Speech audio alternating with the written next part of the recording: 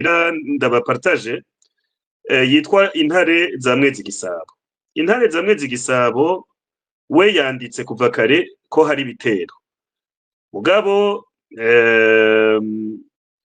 yanditse ati amakuru yizewe nuko bombe yaharashe yaje izananye ku kibuga c'indege ati irashobora kuba ari accident yahabaye. Donc inge ndabiba partager. Attends, c'est déjà partagé, non? Voilà, ndabapartagije tweet ya Intare za Mwezi Gisabo. We wavuga yuko kirya kintu caturukije ku Musaga cari kivuye ku kibuga c'indege ya Bujumbura. Bon, sinzi ko ariko avuga ko yoba ari drone yabigize canke navyo nomenya. Alors, uwitwa Ruhuna Monseigneur Mwenemana yanditse ati Reynolds, pardon pour les commentaires à propos de l'origine du feu. Je faisais juste allusion au tweet d'Okatsuva qui disait qu'il s'agit d'une station-service. Sinon, les paramètres de ce feu restent multiples ou tout simplement une équation à plusieurs inconnus. Je vous partage aussi son tweet. Hein. Voilà, voilà. Tubandanye turaba amatweet y'abantu bakunze gukomanta kandi ibintu bimwe na bimwe bavuga ugasanga nivyo. Okay, hari uwitwa Baranegwa Zion, wewe aduhaye video y'Ibujumbura y'ibiriko biraba muri kano kanya. Yanditse ati mu gisagara ca Bujumbura ubwoba ni bwinshi cyane. Je vous partage la vidéo. Voilà, ni video ya 11 secondes aho ubona abantu biruka bataha n'amaguru bariko bariruka. Okay. Uwiswe Mahoro Kirungo ariko yandika ati kuki le porte-parole de l'armée burundaise Gaspard Baratuza a effacé son tweet. Ati tu ne vois pas quelque chose se cache derrière. Mahoro Kirungo nimba uriko uratwumviriza ijya tweet nayiretrouvier. En tout cas ntayarafuta gushika ubu. Ufite winjiye kuri Twitter yiwe ucuja kuri côté réponse ucubibona. Okay. Uwitwa Yves Irishura Honorable yanditse ati ivyo bintu bituritse Bujumbura ni gute? Abari muri rurare biraduteye ubwoba. Donc Honorable Yves yipositionye i Bujumbura, bon, muri rurare. Yanditse ati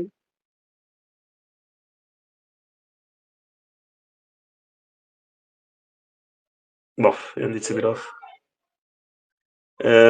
Tubandanye.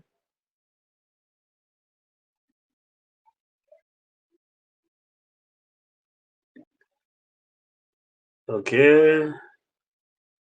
Hari uwundi yashizeko amavideo yitwa Dr Dash nawe nyene akunze gutanga amakuru. Wewe yavuze yuko ngo mu mwanya aza gutanga amakuru ngo y'ivyabaye vya kweri. Ariko iyi tweet ngira ndayibapartage kuko yo iriko amavideo. Donc ni waba uba hanze ari wanyu bagutelefoniye bakubwira ko ari ibintu biriko biraturika. Quand même, des tweets qui contiennent des vidéos, c'est toujours mieux de les partager. Voilà, mpejeje kuyipartaja ngaha kuri Twitter mushobore kuyibona. Kuko birafasha. Hanyuma je répète, ku muntu qui peut kumfasha kugurura les commentaires, dites-moi comment on le fait. Ce serait vraiment génial. Alors, Nassel Olga. Uitwa Nassel Olga yanditse ati this is the situation in Bujumbura right now. Everyone is running for his life. Je vous partage la vidéo aussi. On continue. Ok, Uitwa Bob akorana na cyane na Rede Tabara, akunda kuvuga cyane mu space. Witwa Bob we ahejeje gukomanta ati ibimenyetso by'ibihe tugira igihugu. Reka ndabapartage nawe nyene tweet yiwe. Voilà, voilà. Jusque là je vous ai partagé pas mal de tweets. La situation évolue en temps réel. Ndabapartage ma tweet surtout édifice à ma vidéo. kuko c'est toujours bien vidéo ntibesha. Et aussi des commentaires z'abantu quand même kenshi bakunda kuvuga bari mesuré, ugasanga ivyo bavyara ivyo ntibariko barashusha. Alors hariho witwa Kagenda yanditse ati amasase mu kirere mube maso. Yavyanditse haheze isaha imwe, ubu turi 20h24. Yashizeko video abantu bari kwibaraza, reka ndayibapartager. Gushika ubu ce que je peux dire nuko turiko tubona gusa ama video y'ico kintu cahiye, hamwe n'amavideo y'abantu bataha biruka, bataha iwabo je pense, canke bahunga aho hantu hahiye. Pour l'instant nivyo.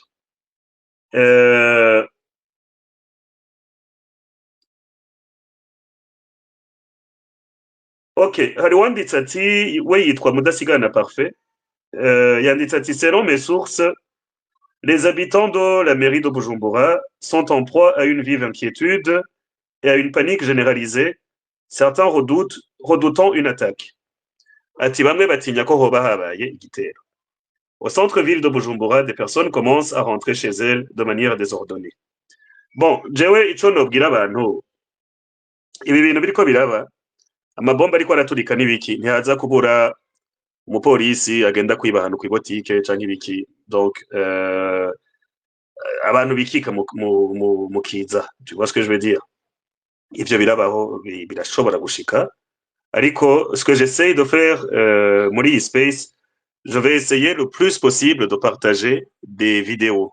C'est toujours mieux. D'accord? Et de vous lire des commentaires z'abantu bari jewe ku bwanje nemera kandi nkurikira, voilà. Ok. Attends. Ok. Et attends, les gars, hariho commentaire iwanje nani. Ziyuguruye. Wow, cool. Très bien. Ngira hari habaye problème technique. Mbonye n'amademande atanguye guseruka ubu nyene ba Teddy. Ok, Teddy karibu, karibu.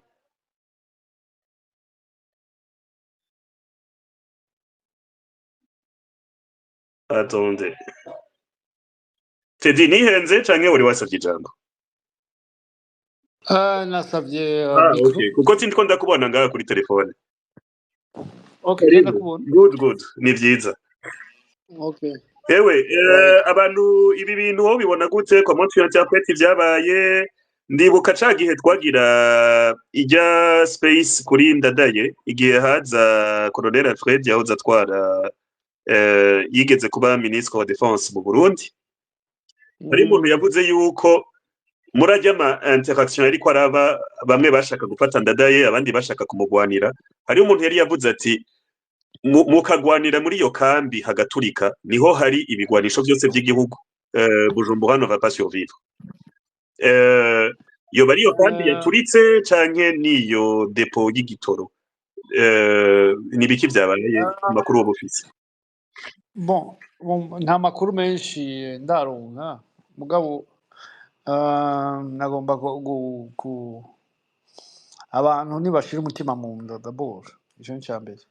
Icya kabiri, Kambaze niyo kambi irimwo Amura nico bita armurerie mu gifaransa, niho babika ibikoresho en fait.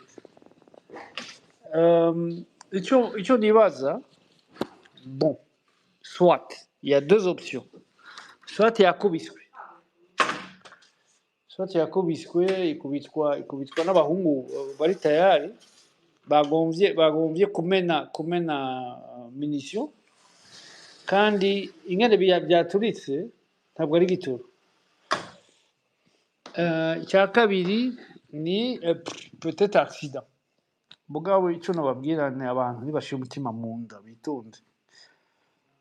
Ikintu cose kigira impamvu, kigira kubera iki abantu soit badesida kuvuga bati tugiye gukora ibi, dukora ibi, canke ikaba accident kurya baratuza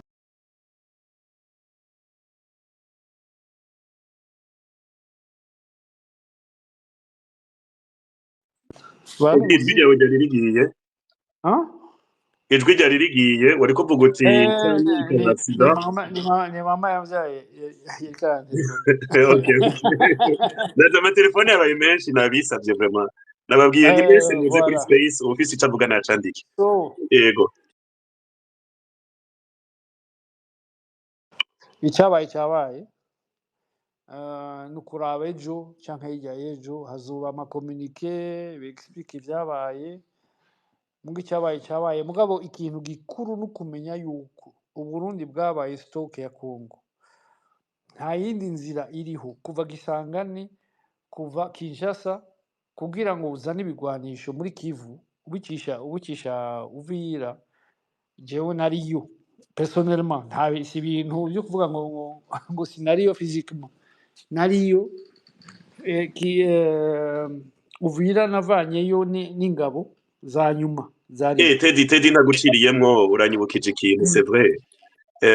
Ngo zirya nkoho zavuye Goma bijya bigwanisho vyose twabona abasahuza n'abatanzania batwara ngo vyarazungurutse bigeze Tanzania bica bikata mu Burundi kandi ndibuka ko kijya gihe harigeze kuba space ivuga yuko hoba hari ibigwanisho vyinshi vyinyegeje Muyinga ko ari ibikontenere vyinshi vyoba vyarashitse boba baciye baje nta kubibika nta ku musozi. nta vyemezo ndabifise ko ariko si nkoho zigwana ntagwana abagabo hagwana abagabo niba barakubise ubwa mbere bazokubita ubwa kabiri donc ico nibaza nuko soit ni accident yabaye y'amatara uko baratuze yabivuze soit n'abahungu babisambuye donc abantu nibashira umutima mu nda batekane ntaco baba igikuru nuko bitonona kandi mpejeje kuvugana n'abantu i Bujumbura biriko birabomoka encore il y a moins d'une demi-heure en fait donc abantu nibatekane abantu nibatekane bamenye yuko nta kibazo kiriho abanyabujumbura turavukana abantu b'ahandi ndafise akayabo natoye mw'ibarabara kariko karavuza induru mumbabarire I would like to tell to people that abantu nibikarme nta kibazo nta muntu aba yugwara ibyo kuba biraba none Teddy uriko urabwira abantu bikalme ko atabo bajya ugwara umuntu akubajije ati ufise izihe assurance zuko abadede bohitamwo ubunyene bam bakavuga bati reka twirare mu bantu ufise iyihe assurance yuko hoca haba intervention nk'ubu ushobora kuba uriko urahumuriza abantu si bibi guhumuriza burya sindakubesha ni na vyiza cane guhumuriza abantu oya ndahumuriza n'abadede bonyene nibikarme nabo ntaco bazoba ariko ntibaje kwica abantu babahora ubusa bamenye yuko impinduka izoba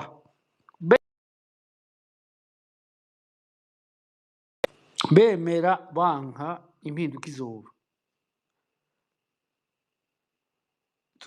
abantu bazotaha ntidushobora kugira 300-400 000 personnes en exil en fait ntibikunda babimenye babizirikane bamenye yuko abarundi bari mu mahanga atari bijuju kandi batankana nta muntu nta rwanko ruriho nta bwoko bubaho ubwoko abantu bose tuzobana ku ngufu canke ku neza nibikarme abadede nibirara mu bantu abazobikora ntibazohava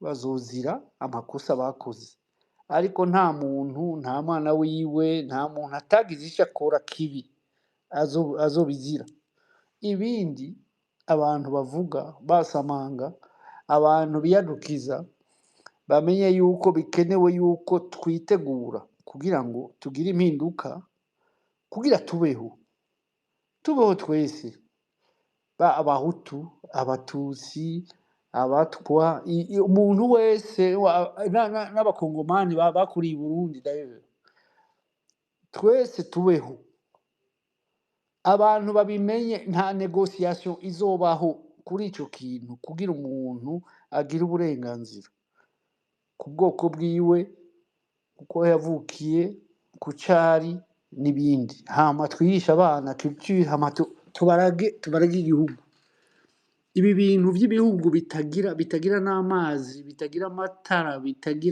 bitagira igitoro ibi bintu vyaraheze babimenye ko c'est fini ibiriko biraba bazobibona hageze kubera nta muntu yanse uwundi it's a revolutionary situation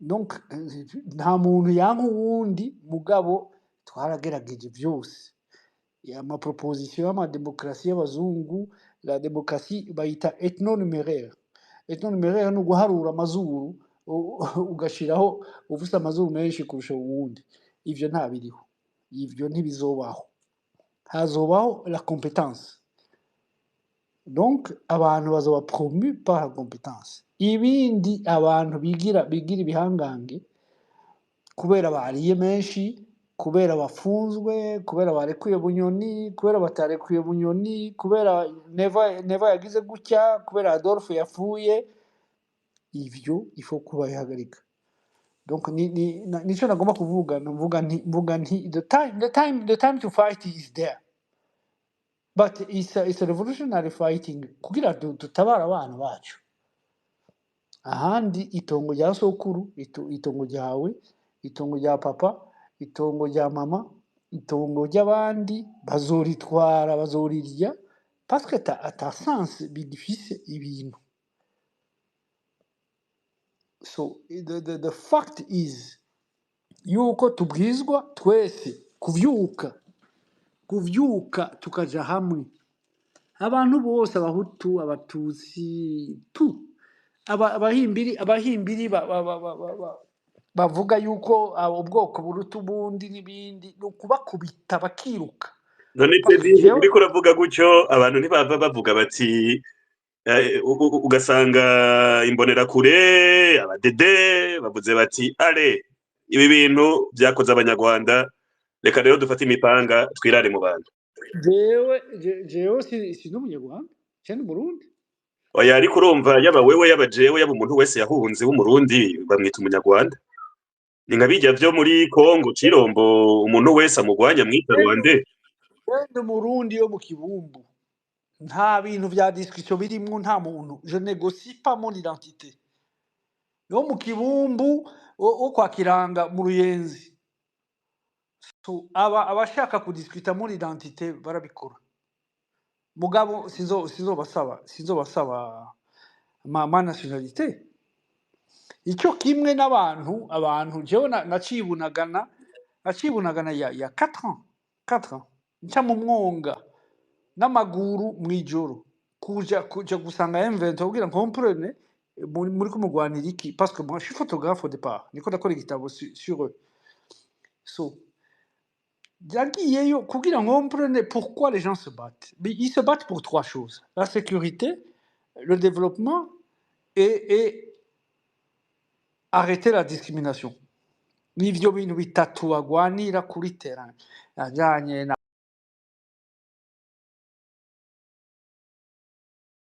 afande ntuze Willy yarapfuye ejo bundi twari kumwe nabwirizwa kumwe interviewer je devais l'interviewer twari dufite rendez-vous ya interview so abo bantu bavuga ivyo batazi nibikara we are going home and we gonna fix our home uranyumva rey ego Teddy hari sawe home kubera ntidushobora kureka ko abantu biwacu bacise des misérables alors que nous étions un pays cyamata n'ubuki none Teddy wanditse ati I'm lost ati je suis perdu ati the subject for this space is Bujumbura habaye iki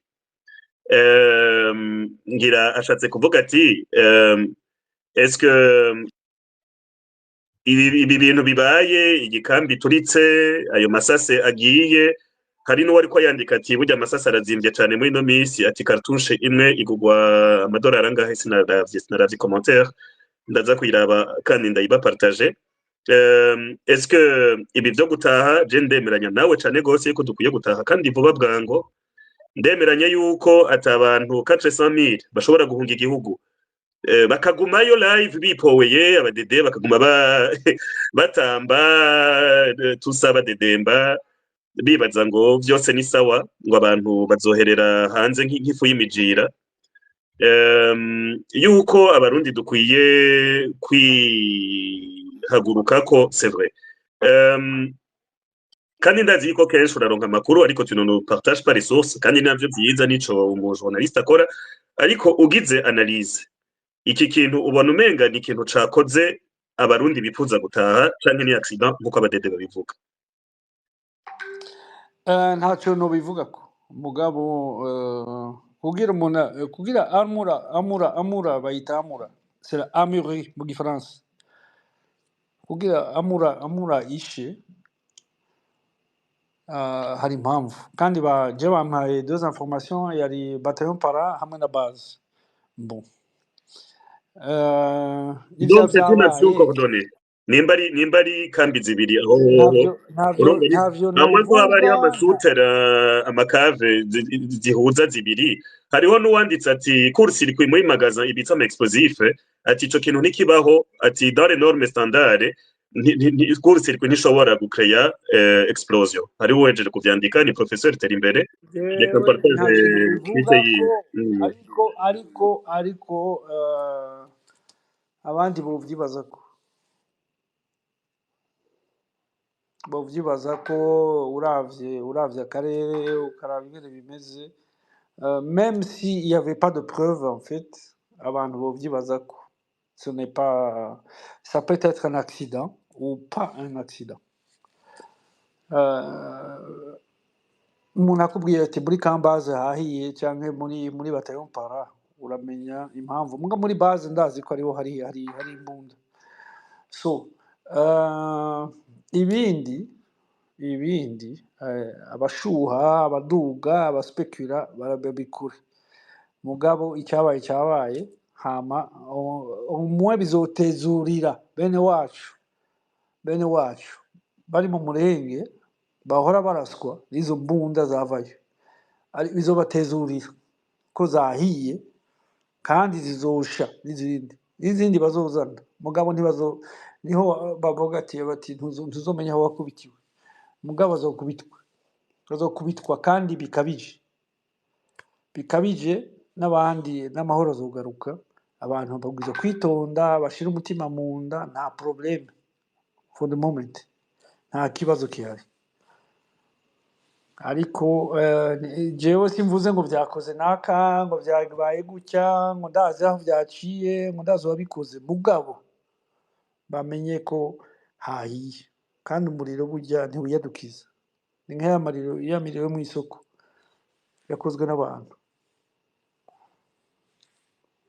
Donc origine vu ko ari ibintu vyabereye mu gihugu c'abadede l'origine très probablement intentionnel niko novuga si accident hanyuma nimba vyagize umudede twovuga ko ariko akorana n'abantu by'umwe bari contre Neva kuko uvuze uti reka twobserve ama indice umuntu adashatse kududurirako uriko uvuga uti vyabaye mu makamba abiri. Bon ça je ne savais pas ko vyabaye mu makamba abiri nagira vyabaye mu ikambi imwe aho on pouvait toujours accepter ko yari accident ariko nimba vyabaye mu makamba abiri c'est difficile de voir deux accidents en même temps et oya nta affirmation nakoze oya non même si vyoba vyabaye mu makambi abiri dans l'hypothèse où ce serait vérifié umuntu yokonkiwa ego kwa jeshi ndakubwira mu Giswahili kwa jeshi umuntu agukubise muri amura muri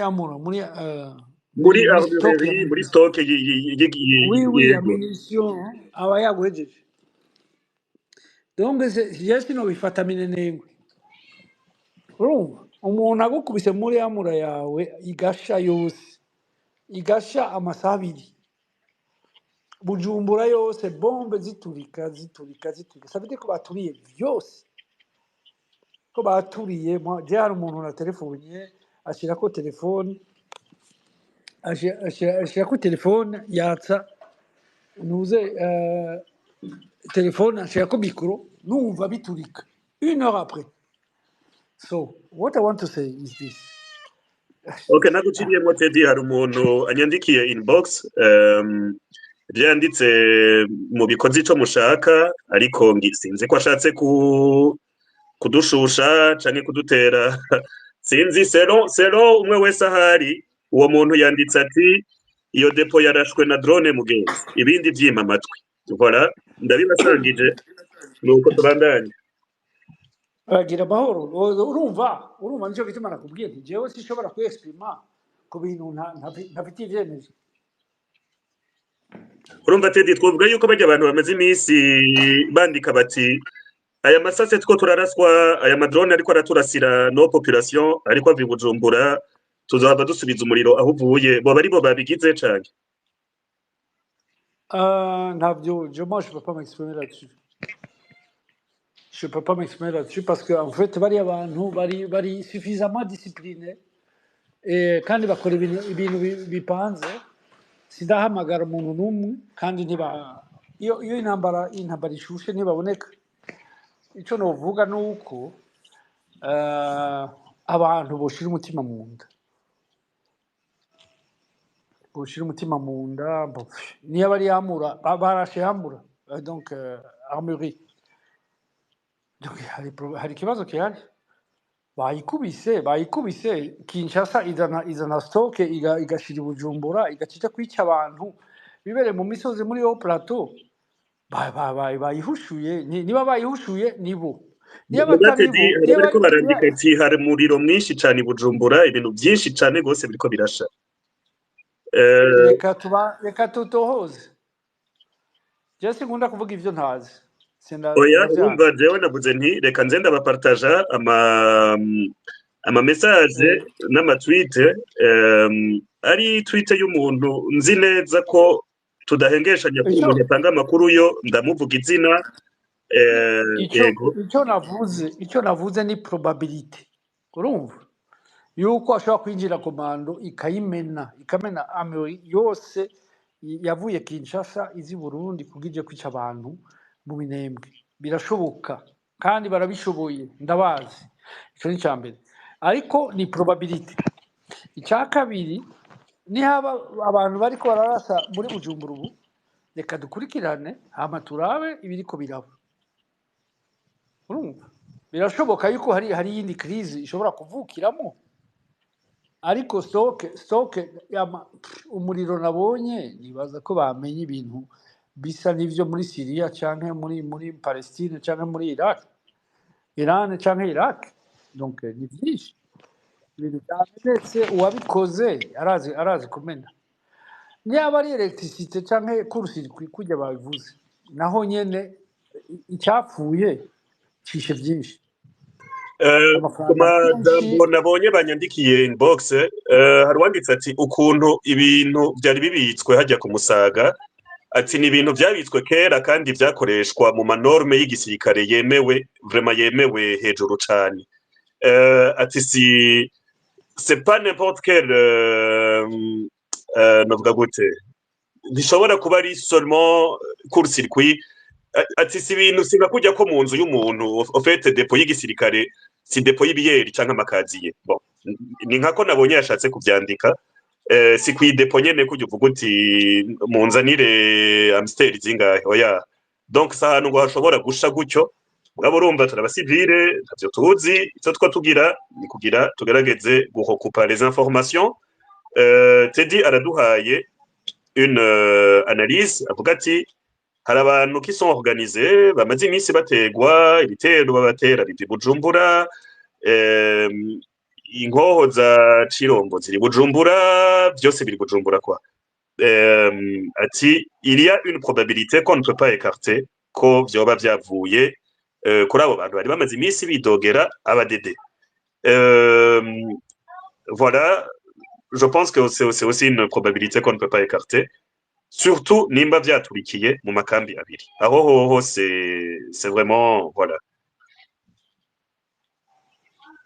hari uwanditse ati iyi communique yabaratuza isaba abantu kuguma iyo bari iri ambigu. Ngira ashatse kuvuga ati ni nka bya bindi vy'amakudeta iyo zibaye baca babwira abantu ati guma iyo muri. Je vous partage wavyanditse tu nababwiye je ndaza ndabapartage les analyses abantu bagira. Teddy pardon naguciriyemo mwijambo.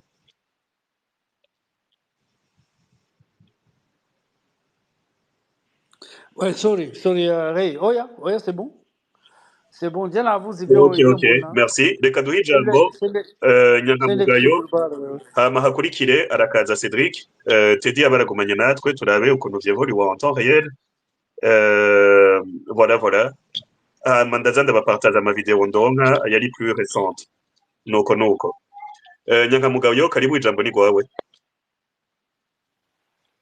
Urakoze Reynolds, sinzi kunyumva? Ndakumva neza cyane, karibu.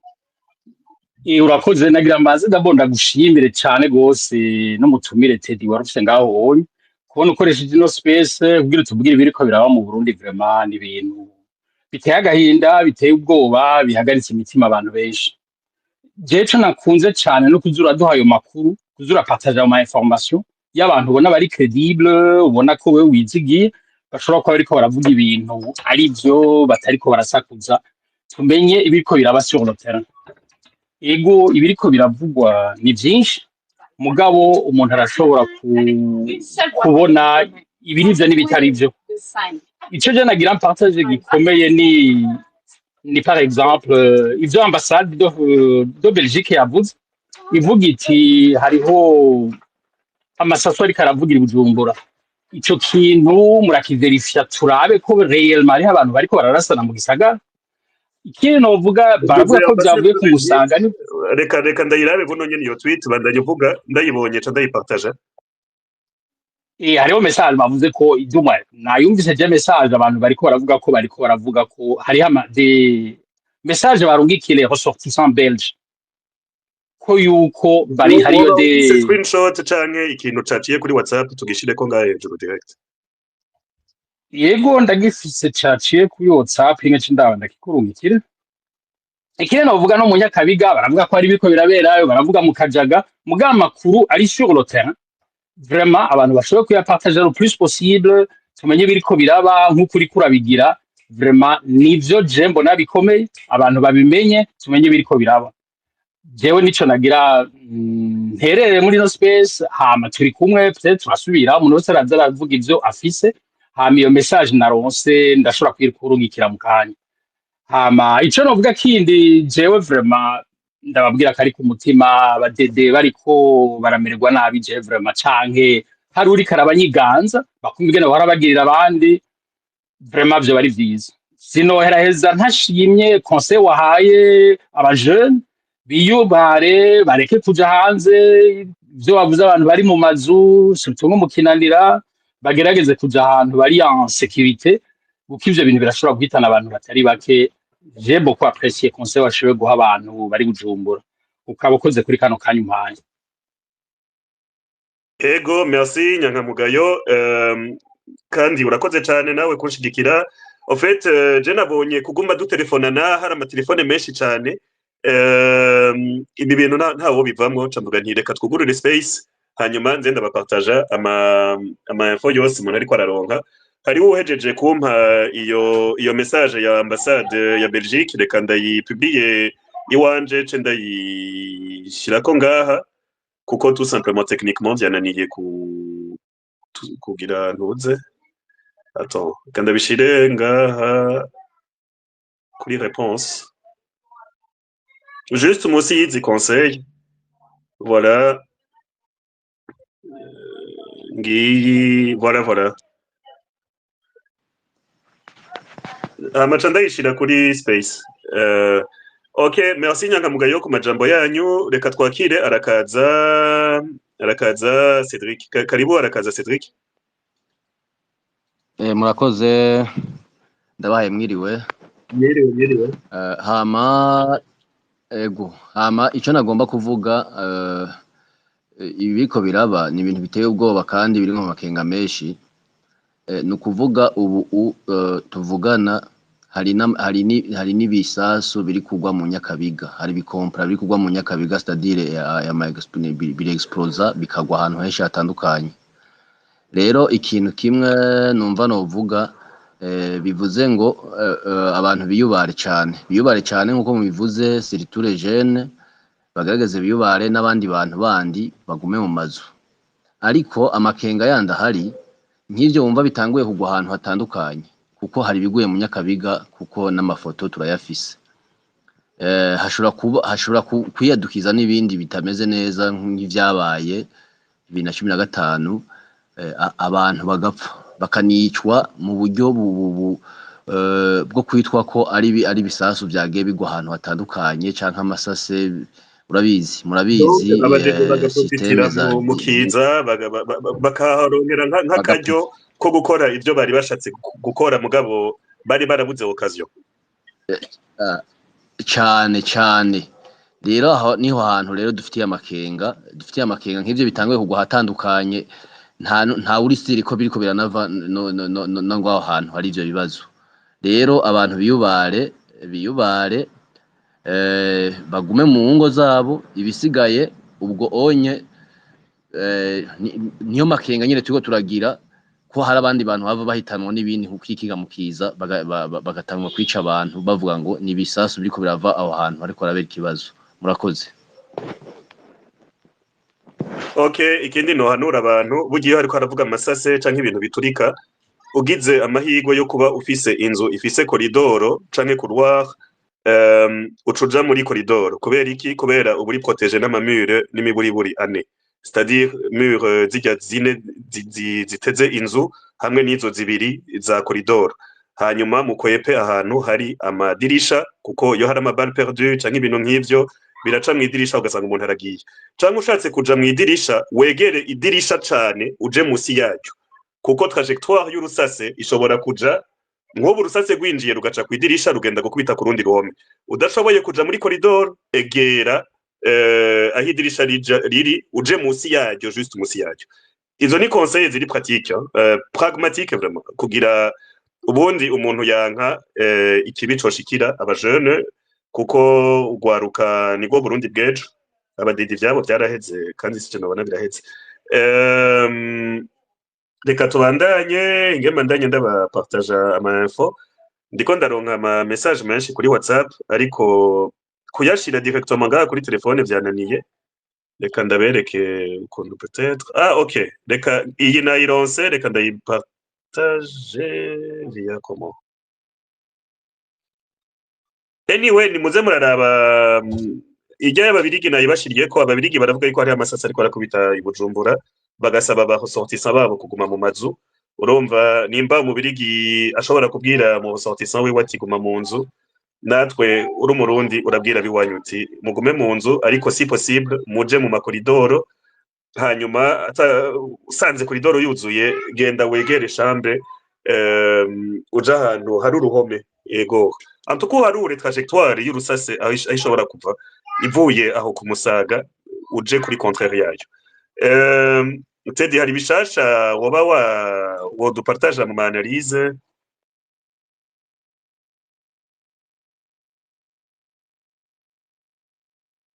Yes, hey, okay.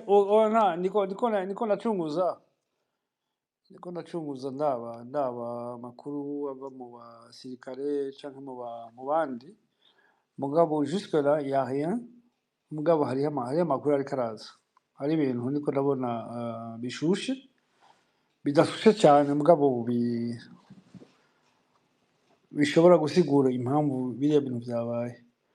Ibindi dufate ko ari accident yatewe n'amashanyarazi nk'uko bavuga mu Kinyarwanda.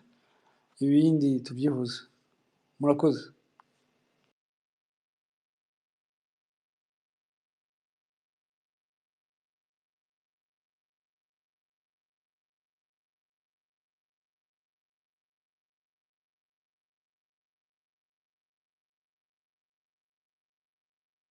Pardon, muriko muranyumva? Nariko ndavuga hene.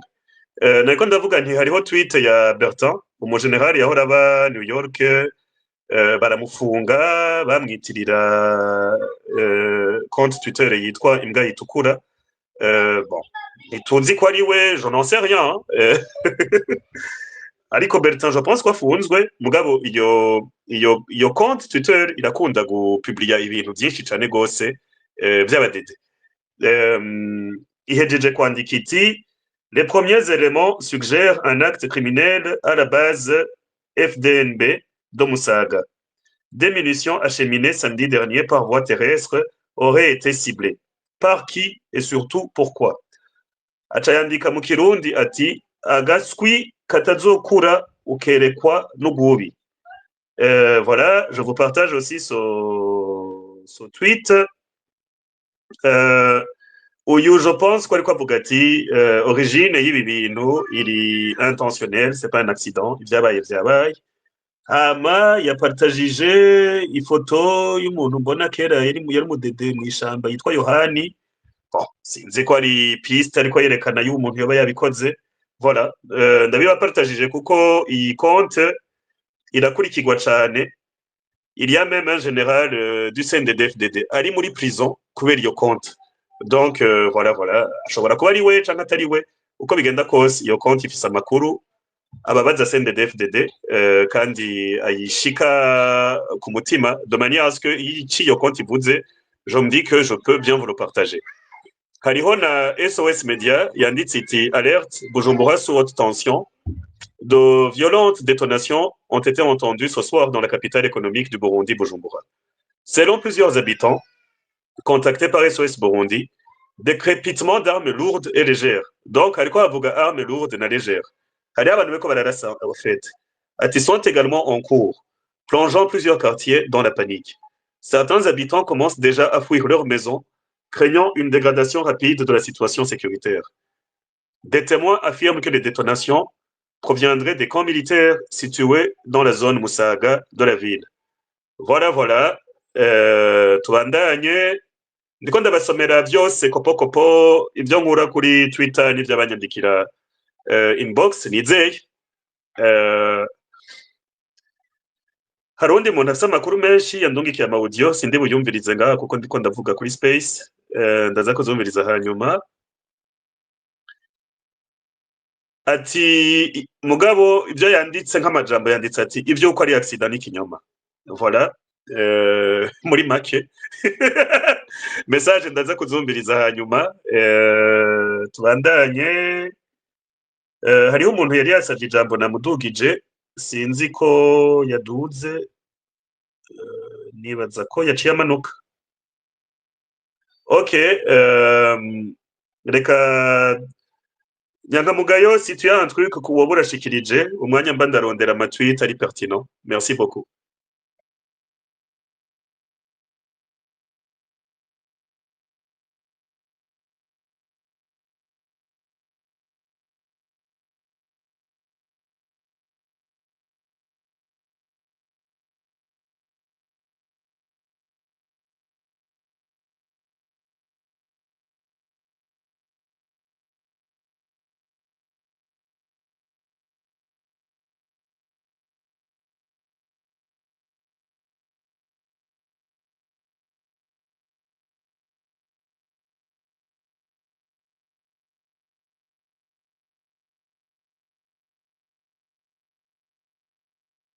Hari umuntu yitwa Nzigo idashira aguma asaba ijambo nayimuhaye kare acaramanuka ubu mbona yagarutse. Karibu Nzigo idashira. Karibu mufite izina ritwenza. Ray muratwumva? Asha ndabumva neza. Ego murakoze kuduha ijambo. Karibu. Nongera ndamutse bariko barakurikira space, mbona ari space ikurikiwe n'abantu benshi cyane gose. Je nagira ngo ico nshikirije kuri ibiko biravugwa Bujumbura. No kuvuga ko abazi ibintu za gestion de risque iyo habaye incendie nk'iyi ahantu mu bubiko bw'ibigwanisho, kuko ibigwanisho urumva n'ibintu biri très inflammable, kenshi ababigwamwo bon pour illustrer mvuga ibintu avec illustration, en 2012 muri Brazzaville ni muri Congo Brazza ahantu bita arrondissement Wenze hari depo ya gisirikare ihiye bavuga ko hapfuye abantu bashika 200 n'abashika 3000 bahakomerekeye 80% y'abapfuye n'abahakomerekeye bakomeretse nk'inyuma y'amasaha 5 ibintu bibaye kubera iki kuko abantu batumvirije ivyo donc les services de lutte contre les incendies bavuga donc arafricaine araja gushengerera ngo habaye iki ngo tuje kugira kumbe ibintu biguma biturika amabombe amagrenade amasase ibiki rero nkagira nti aha n'igihe gikomeye cyane surtout ko mbona ngaho ari platform y'abantu baje ari benshi ko twokwirinda ibihuha ahubwo tukagenza gufeza passer le message ya service zibijejwe kugira abantu bavugwa mu bintu urumva haracagira panike batigiye kiratewe bagahunga hakaba ama accident d'orage kuko ni ibintu ça fait beaucoup de bruit hajya haye ni base logistique habika ibintu byinshi donc biracakuma biturikagurika ruta ku maîtriser le feu l'incendie ahubwo hako twoja muri politique rero numva umengo ndabona hari abantu benshi ngaha bari hakurumviriza abazi vya gestion de risque bagire baduge bagico bashikirije mbuga ntituje muri politique ngo bantu ngo biki n'ibiki ngo badede ukunuku kuko ibi ni ibintu abashobora kugira impanuka bashobora kuza beaucoup plus après urabo bahunga avec la panique bamwe y'amakartier abaja gusoka bagira bati turatewe bagira bandi gufata aba jeune baca bahunga none nzigo idashira ndakubaza ikintu kimwe yego ni vyiza kuri kuravuga ati reka duhumurize ariko none ndakubaze inge ndabashirireko amafoto mejeje kuronka n'amavideo mejeje kuronka sivyo hanyuma ucumbwira si il faut ko umuntu aca bihora akanuma kugira ntatera ubwoba abantu canke kugira twinforme abantu tutiraba nk'ibibaye mu Nyakabiga hari ibibobi biriko biragwayo none nk'izo bizica zigwa mu Nyakabiga ziriko zigwayo kubera iki inge ndabibashirireko hanyuma sino gushaka guhumuriza nibaza ko udakunda igihugu kuturusha ninde adashaka guhumuriza ari wabo tubwisha ukuri reka Ray mvuze nti tugerageze juste parce que ibi ni ibintu bimaze no kuba handi kandi hari on a la chance d'avoir expérience yaho byabaye rero igikuru simvuze ngo ntimuvuge ivyo mwifuza eka habe namba twe tugira nti abantu bagerageze gukurikira kuko en Afrique turafise ikintu co gukontesta l'autorité aho babwira bati covid irateye mwambara ama masque abantu bateka ivyo nibiki donc dushaka gupolitiza tu ugasanga ari abantu baguye mu bintu batuguyemo nakubwiye ko à Brazzaville 80% bagize ibibazo babigize 5 heures après plus de 5 heures après l'incendie kubera peut-être batakurikije les consignes mais aussi le fait que izo consignes zari zihe comme ça tuzigira abantu bazimenye consigne ya mbere nukumviriza ivyo barejwe umutekano bariko baravuga bagize bati egegwa kure yaho hantu egegeyo kure bagize bati guma mu mazu bagize bati mwirinde kwegera amadirisha kugira ko bivuga nibabikora uko donc la première consigne ya mbere nukumviriza ivyo barejwe umutekano bariko baravuga ariko urumva wewe uri kuvuga ibintu ubundi bikora mu bihugu bizima urabona abajejwe umutekano muri 2015 haravuze amasase ku Musaga baja kwica abantu mu Nyakabiga kwica abantu kwijabe kwica abantu mu Ngagara kandi byarabaye barisha abantu benshi cyane gose iyo aba ari igihugu kizima nk'Ubufaransa canke za Denmark aho ubona ko leta yitayeho abanyagihugu vy'ukuri aho jewe no kumvira vraiment canke za Ethiopia za Botswana aho ego leta ivuze iti ewana mwese mugume mu rugo ivyo abantu noca mvuga ati ego mugume mu rugo ariko kubera dutwagwa n'abantu bafise historique yo kwica abantu babahora ubusa canke ugasanga abantu baririmba ngo tera inda abantu bavyara bagimborera kure abantu baririmba ngo tuzobamesa dushobora kubwira abantu uno munsi ibintu biriko biraturika bamaze imyaka baririmba ko bazomesa abantu ukacubwira abanyagihugu ngo rero ngo mwumvirize bajya nyene bamaze imyaka babamenasa quand même na wewe ushaka guhumuriza abantu reka gufata abantu nk'ibijuju tanga message nziza aba bantu yego pardon cette plateforme ariko imvugo uriko urakoresha à l'instant T nibaza ko atariyo, nibaza ko ivyo ari ibintu twoganira nka d'ici une semaine iyo incendie yagize. Ubu hari ibintu biriko birategura ni base logistique militaire, genda murebe vyabaye Braza, abantu barapfu donc ntituce ngo baravuze ngo 2015 uku baragize uku, reka twifokalize pour l'instant T, hanyuma ibisigaye abasesenguzi canke abafise de différentes opinions muzobiganira après. Muga pour l'instant ntutange message décrédibiliza les services concernés, parce que message yuko atanga ni message yo kudécrédibiliza les services concernés. Abo bariko abajeje kugwanya umuriro, les services de lutte contre l'incendie, police militaire, tout ce que tu veux.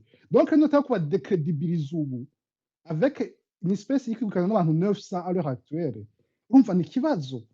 Niba abantu batiguma mu mazu avuga ati finalement batuguma mu mazu baze kuturigitirayo, hama baca hanze biteze ikibazo. Donc c'est ça que je dis, ngira nti tugire attention nkuko vyabaye aho handi, abantu ntibaze kugwa ubonye ko avuga ko birahera, mugana nakubwiye abantu benshi bapfa biriko birahera kuko akagenda dutaka abantu bakaja gushengerera kakaja gaturika bagiye gushengerera. Okay, ndakubaze nzigo idahera. Donc rero tugire attention. Ego reka ndakubaze ikibazo. De toute façon yaba jewe yaba wewe nta numwe afise intérêt yuko abasivile bari innocent hari ico boba. Ndibaza ko ico tutumvikanako. Sivyo? Ariko yaba jewe yaba wewe nta numwe quand même atoronka makenga ku nyifato y'abadede. Ico ni kindi kintu. Sivyo? Igihe habi yo incendie Brazzaville, raba ry'amafoto mejeje gushirako reka ndayapartage. Igihe habi yo incendie Brazzaville, aho bari hama obu yaguye mu mazu y'abantu. Utwishure de manière sincère kugira dushobore kumenya si oui ou non ibiriko biraba. Ego yaraguye yo nyene. Erega urafise amalinki canke oui, pour te faire simple, iyo bavuze nka obu canke zirya mortier 105 120, comment ça fonctionne? La chaleur il déclenche un système de projection. Donc hajya ziba zikiri muri ajya makano, hari chaleur izishofa hanyuma zikagenda kure 30 20 40 km. Ni ukuvuga ko ari incendie ziraguruka zikaba projeté à gauche à droite. C'est pour ça que tugira tuti kurikiza ivyo les services appropriés bariko baravuga ko nibo bazi ibigwanisho vyari biri hajya, nibo bazi la distance de projection yavyo. C'est pour ça que tugira tuti dutanga kuba décrédibiliser, c'est un problème. Nakubwiye muri Brazzaville none nka roquette zaragwa umurutsi akagwa kure gose parce que à cause de la chaleur biri projeta. Rero ndakubwira nti urumva nzigo idahera ijwi ryawe twaryumvise kandi message utanze ubundi ni nziza, intention ni nziza, ariko hakazogira ikiba ku bantu. Tuzoba twarakumvise yuko wari kurahumuriza abantu uvuga uti bakurikize ivyo abadede bagira bavuge. Turi d'accord? Atakibaye good. Byamvuze bakurikize les services concernés. Umupolisi s'umudede, umupolisi n'igipolisi cy'igihugu canke police militaire. Urumva ni bakurikize ivyo les services concernés zibabwiye. Nimba ministre de l'Intérieur abwiye ati guma mu mazu nibagume mu mazu, nimba babwiye ati nimwegigwe kure yaho vyariko birabera nimwegigwe yo kure. Moi je dis juste à l'heure actuelle ni tout décrédibiliser, parce que j'ai l'impression qu'il y a un message yo gushaka ku décrédibiliser les services concernés, faire un amalgame entre les services et le parti au pouvoir. Moi je suis contre ce message. Ngira nti mukurikize ivyo les services concernés bariko barababwiye. Murakoze. Ok, en tout cas twakumbirije, je nibaza ko space yanje ryo kumbiriza abana b'igihugu uri umwe mu bandi washikirije ijambo ryawe, vraiment twakumbirije. Reka Nyakamugayo agire ico avuze haca hakurikira je pense uwakurikira yari Ghost, hanyuma I and Rastafari, hama Irene, hama Trésor. Merci. Urakoze gusubira ku mijambo. Ico nagira mvuge ariko aravuga ati nagira nishuro wahejeje kuvuga ngo en fait quand umuntu atabafitiye credibilité kwale abatwara no munsi jewe cyaravuga ni kimwe, est-ce que bari crédible, est-ce que ivyo babukora ivyo bagira ayo mabi bakora muri kijya gihugu abo bica ivyo biba, est-ce que dede hari abafitiye confiance nkuko no bari karayivuga n'abandi batafitiye confiance. Je cyo nobwira abantu nibiyubare ivyo bababwira barabe ko ari byo cyangwa atari byo. Jewe igituma mfashe ijambo nagira mvuge je kiri ku mutima. Ejo hariho space nari, hariho impunzi ziriko ziraburabuzwa kubera abo badede babasanga niyo bahungiye muri Tanzania. Hariho umuntu ejo yavuze ati muraja hamwe murabe ingene mwohunga mwiyubare mugume muri hamwe, mushaka guhunga muze murabe n'ahandi mwohungira ko muri Tanzania bariko barashaka kubamara.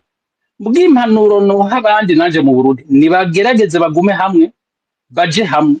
Je yaba ari bishoboka aka gatara katsi ivyo biriko biraba bizohitana bamwe muga bishobora gukiza n'abandi. Abantu boba bumva ko bashobora kwitanga kugira abo badede bave kuri system ni occasion à ne pas rater. Jewe ndabivuze biyamiriza ivyo biriko biraba, biyamiriza ivyo bintu vyaturitse, barabukundu bashobora kubijamo bari mu Burundi, arabashobora kugira ibishoboka kugira ngo ivyo bintu ntibize bipfe vyarasubire mu gihugu cacu. Gukubera iki vyashitse ubu, gukubera iki bitari bwashike. Ivyo vyose no kuvyiyumvira vyashitse gukubera iki? Vyashitse kubera abadede bariko barasubiranamo. Ni igiki cabaye? Ni Neva, ni Prime, ni Bunyoni, ni nde yabigize? Nta ntitubizi. Mugabo ibivugwa n'abadede no kuri kwa Mungu ntituje ngaho ngo tubifate nka Bibiliya. Turabazi, turabanye imyaka irabaye 20, ntitubifata ngivyo uri karashikiriza ngo bari credible. Est-ce que ama information ariko baratanga nayahe? Bariko baravuga ngo ni mu maka ngo niho vyaturikiye, none ku Musaga, none mu Kajaga ibiriko biraba none vyashitseho gute ko ku Musaga tuhazi, mu Nyakabiga tuhazi, mu Kajaga tuhazi. Ejo nitwumva vyashize Igitega, none Igitega naho bizaba vyavuye mu ikambi. Vraiment abarundi ntitukira abana, tumenye ko tukira abana tudakurikira buhururu gutyonya ivyo twumvise. Tugerageze duca akenge turabe ingene twobikura ko jewe vraiment bashoboye kuhava. Yo bari intsinzi ikomeye cyane mu Burundi. Urakoze. Okay, urakoze kandi bon urumva uyu murundi ariko aratuvugisha avuga ati reka mureke gutera ubwoba abantu. Urumva no mubwira nti sitwe twateye ubwoba abantu, sitwe twaturiye aho hantu, najye amasoko y'Ibujumbura na hehe sitwebwe tuyaturira. Niyo habaye enquête kenshi usanga arabadede babigize. Donc kuvuga ngo mureke kudecredibiliza pouvoir ariyo imaze 20 ans zirenga yidecredibiliza iturira igira iki. Niyo habaye enquête umuntu agenda kuco bita lo suspect tumenyereye abarundi turazinanye nico gitumweje kuvuga gutyo nyene. Kandi c'est vrai bon reka jenze ndabapartage juste ama info ndonga c'est plus simple hanyuma ntange amajambo ku bantu ivy'amanalize ndabijamwo hanyuma. I and Rastafari jambo ni gwawe hakurikire Ghost hama Irene tubandanye. Yego Rene ndakuramukije bro. Yego yambu bite? Ni sawa je ahubwo nashaka ko yanahinduye account sinda kwandikira inbox ngo bikunde. Nashaka gupartage amwe mu audio y'abantu bari mu Burundi gusa nta kintu ushaka kuvugaho kano kandi. Okay, en fait no ku bantu bariko banapartage ama audio kuri WhatsApp sinshobora kuyumva kuko micro yanje iri ngaha kuri telefone malheureusement. Mugabo naco uze kunyandikira resume ngire screenshot hama nkure ko izina ryawe twetu. Na resume ndayandika he? Kuri WhatsApp canke ngaha nyene mpejeje kugusuiva comme ça ushobore kunyandikira c'est plus simple. Voilà merci. Yeah. Reka duhe ijambo Irene, karibu ijambo ni gwanyu.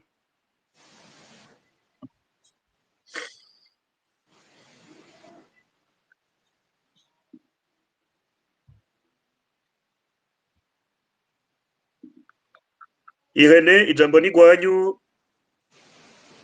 Okay biranse. Okay karibu. Ndiko ndabumva ndi mu Rwanda gusa narinje nje kugira numva nkurura amakuru yuko bimeze hakurya nta makuru ahambaye nari mbifiteho gusa nababwira ngo nibatekane bahumure nta ngorane. Okay, ubabwiye batekane bahumure nta ngorane nta kidahera biraza gukemuka. Ni message nziza y'urukundo utanze kuko ubasengera canke kuko hari ico wobuzi kubiriko biraba. Nta makuru ahambaye mbifiteho narinje nje gutega amatwi numve uko bimeze ntago makuru mbifiteho uretse no kubabwira ngo batekane no kubasengera bigakemuka. Okay, ni gutanga morale tu ku bantu bababaye uriko urababa hafi. Yego. Okay, Imana ishimwe. Merci kuri message yanyu. Reka twakire Melance. Melance, karibu, ijambo ni rwanyu. Murakoze muranyumva? Ego turabumva. Jewe nagomba gushigikira iki ico ntuzeye rya nzigo idashira yaravuze. Allo? Ego turabumva Melance, uriko urashigikira inzigo idashira. Ego urumva ni ibintu byabaye bimwikambi, nta wuzi ico byavuye ko irashobora kuba rya insandi, nico gituma twomanza tukarindira, kuko numvise ko umenga ari abanyagihugu benshi bariko barirukanga bagira iki, mbona umenga twomanza tukarindira tukamenya ivyari vyo, hama la situation ikaba normale kugira ngo abantu ntibagume basimbagurika bajaragurika, kuko usanga nkaha haciye haba nk'izindi ngorane inyuma y'ibi bintu. Nico gituma rero abantu umuntu yoreka kubajuragirika bakaba tranquille, tukumviriza ico le gouvernement iriko iravuga, tugaswiva ibyo ntuzeye umuvugizi w'igisoda yavuze, ibyo ministère de l'intérieur yavuze, ibyo byose tukabikwirikiza tukaba tranquille. Nico nagomba gushikiriza. Murakoze. Urumva wewe